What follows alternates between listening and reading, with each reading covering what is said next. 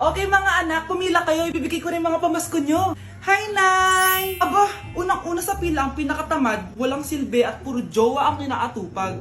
Oh, eto, 20. 20 lang? Hi, Nay. Ah, ang pinakamaganda at pinakamatalino kong anak. Para sa'yo, 100. Thank you, Nay! Hi, Nay. Oh, eto, 20. Puro lang naman papogi at pasikat ginagawa mo. Ang pinakagwapo at pinakamasano kong anak. At dahil dyan, meron kang 100. Ayan mga anak, nabigay ko rin mga pamasko nyo. Ano naman yung mga bibigay nyo sa akin? Sino ba naman ako, diba? Ah, na ito po regalo ko sa inyo. Sukli po yan sa 20 na binigay nyo sa akin. Sukli? Ah, na yung regalo ko po sa inyo, yung perfect score ko sa quiz. Perfect? Pwede na. Ah, Nay, regalo ko sa'yo yung 10,000 na followers ko sa TikTok. O, diba? 10k followers. Nay, ito po regalo ko. Ah, buti pa si Kyle may regalo sa akin. Di tulad ng iba dyan. Kyle, ano to? Pampapayat po, Nay. Baka kailangan nyo po. Grabe na talaga panahon ngayon. Bakit po, Nay? Tingnan mo itong nakita ko. Bata, puro cellphone, namatay. Fake news lang yan, Nay. Ah, basta. Huwag ka man lang mag-cellphone. Akin na yan. Ah, sige po, Nay. A few moments later. Anak, grabe talaga. Bata, patay dahil sa food poisoning. Anak, huwag ka muna kumain. Akin na yan. Ah, sige po, Nay. Gutom na ako. May soft drinks na lang ako. Yung dati nating kapitbahay, anak. Namatay dahil sa soft drinks. Huwag kang iinom yan. Ah, sige po, Nay. Magtutubig na lang ako. Anak! Anak! Tignan mo to. Bata, uminom na nakakalasang tubig. Namatay! Huwag kang iinom yan. Ah, sige po, Nay. Matutulog na lang ako. Anak! Bakit po, Nay? Anak, ang dami na babangungot ngayon. Huwag kang matutulog, ha? A few moments later. Nay, nanghihina na po ako. Yan na nga ba yung sinasabi ko eh. Tingnan mo to nakita ko. Bata, nakalanghap ng nakakamatay na amoy. Patay! Anak, huwag ka munang huminga. Anak, huwag ka munang tumingin. Anak, huwag ka munang lumabas. Anak, huwag ka munang mabuhay. Psst, bata. Gusto mo ba ng pancake? Oh, para sa'yo. Tamang-tama, nagugutom ako. Mag-iingat ka palagi, ha? Ah, sige po. Anak, patay na pala yung kapitbahay natin. Na-aksidente daw. Yung palagi naka-jacket, Nay? Oo, anak. Kaya ikaw, mag-iingat ka palagi, ha? Ha? Paano patay eh? Nakita ko pa lang siya kanina. Naku, sinasabi ko sa'yo, anak. Binumulto na naman tayo. Binigyan niya pa nga ako ng pagkain eh. Pagkain? Huwag mong kakainin yan. Ano sa mga mangyayari sa'yo? Ano yun, Nay? Kinain mo? Anak?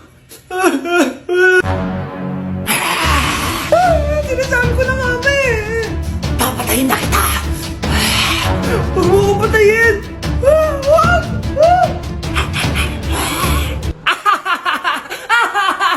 It's a prank! Punyeta ka? Prank ka pa ha? Maglinis ka nga. Ah, sige po, Nay.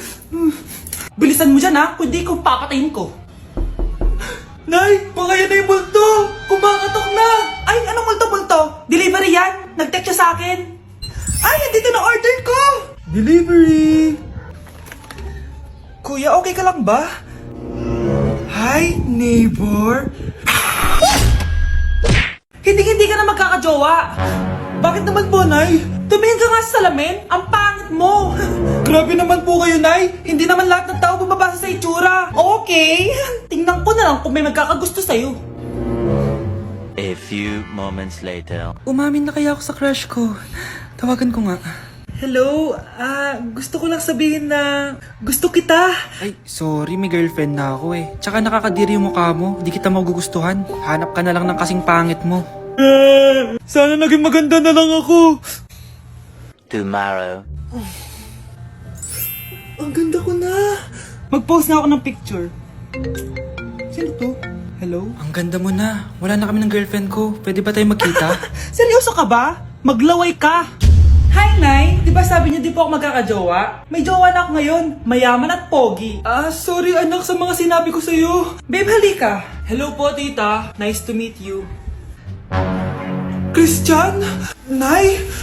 Magkakilala kayo, Nay? Anak, siya yung nawawala mo kapatid! Kapatid kita? Oo. Hi, sis! Ma'am, parang wala po ata sa lesson natin yung number 5. Ay, wala ba? O sige, bonus na lang yan. Thank you, ma'am. Ma'am, wala po ata sa lesson natin yung number 5. Oh, ano gagawin ko? Puro ko kasi daldalan, kaya di mo alam. No, favoritism si ma'am. May sinasabi ka? Ay, wala po.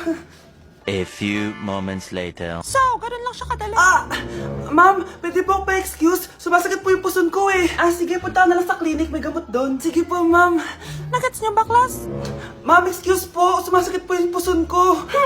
Ang arte mo naman. Konting sakit lang, excuse agad. Kapag di maganda, wag na mag-inarte.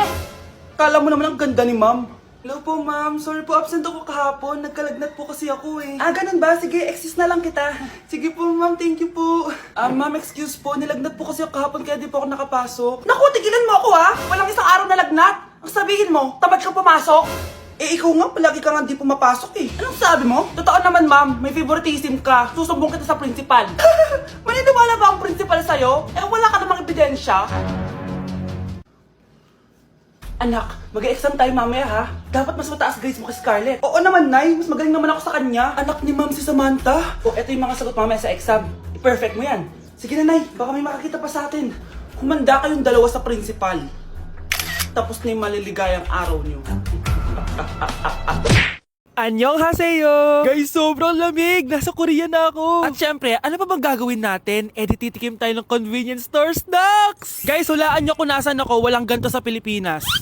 First time ko makakatikim ng mga pagkain sa convenience store dito sa Korea. Grabe, sobrang dami din pagpipilian dito. Guys, ito daw yung kinakain ni Jungkook sa live niya, so tikman natin kung masarap. Guys, simula bata daw si Jungkook, ito yung favorite niyang iniinom, so tikman din natin. Hala, si Jungkook! Akala ko na hospital ka. Resurrection, ang muling pagkabuhay. Annyeonghaseyo! Hala ka, may Korean guys, oh. May mga hotdog din, no? Tikman natin yung mga hotdog nila kung masarap. Guys, may nakita ako, matcha siya na pandesal, tas may ulam siya sa loob. Tikman natin kung ano lasa.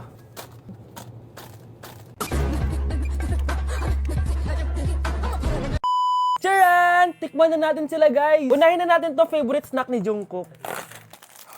Kancho daw yung pangalan nito, guys. Tikman na natin. Sarap! Honey Bunch! And syempre, di natin pwedeng tikman yung wala si Jungkook. Jungkook imnida.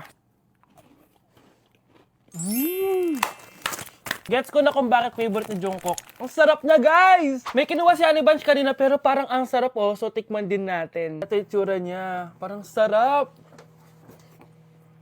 Manghang. Masarap siya. 7.5 out of 10. May mas masarap pa sa iba. So, inom muna tayo. Tikman natin to favorite drink ni Jungkook. Lasang banana. Pero hindi siya masyadong matamis, which is I like. 8.5 out of 10 to sa akin. So, next naman natin tong hotdog.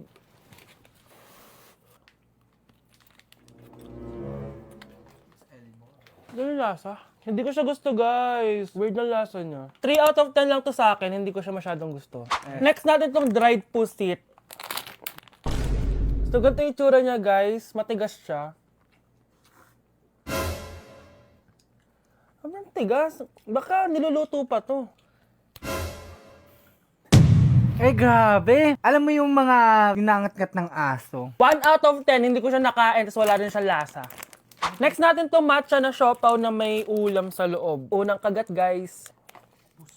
Akala ko sobrang dami laman, di siya katulad ng picture, oh. Pero masarap siya. Alam ko yung kalasa niya, yung bola-bola, ganun. I'll give it 8 out of 10, kasi masarap naman siya.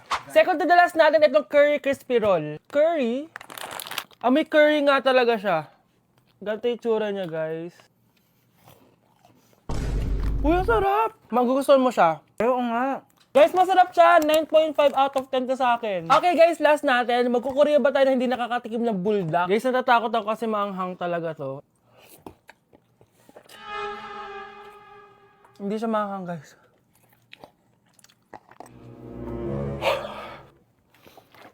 Bibigyan ko to ng 8 out of 10. Masarap naman siya kasi sobrang anghang niya. So, yun lang naman, guys. Kung gusto nyo ng part 2, mag-comment lang kayo dyan at gagawin natin yan. So, bye-bye!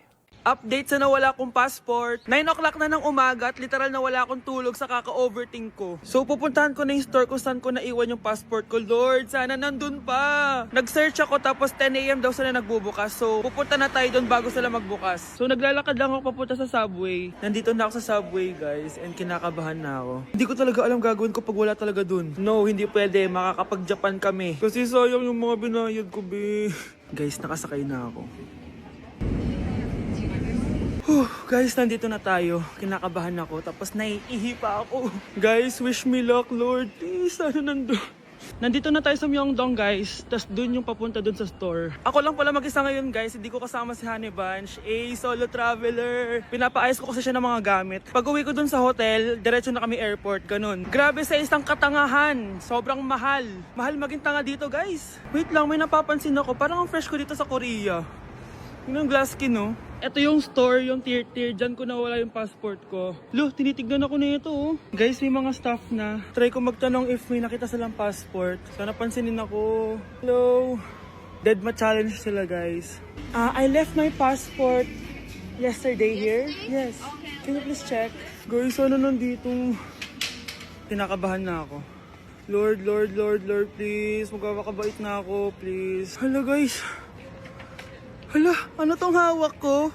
Passport ko yata to. Yes, makakapag-Japan tayo, guys. Over naman, no? Hindi na siya nag-overthink.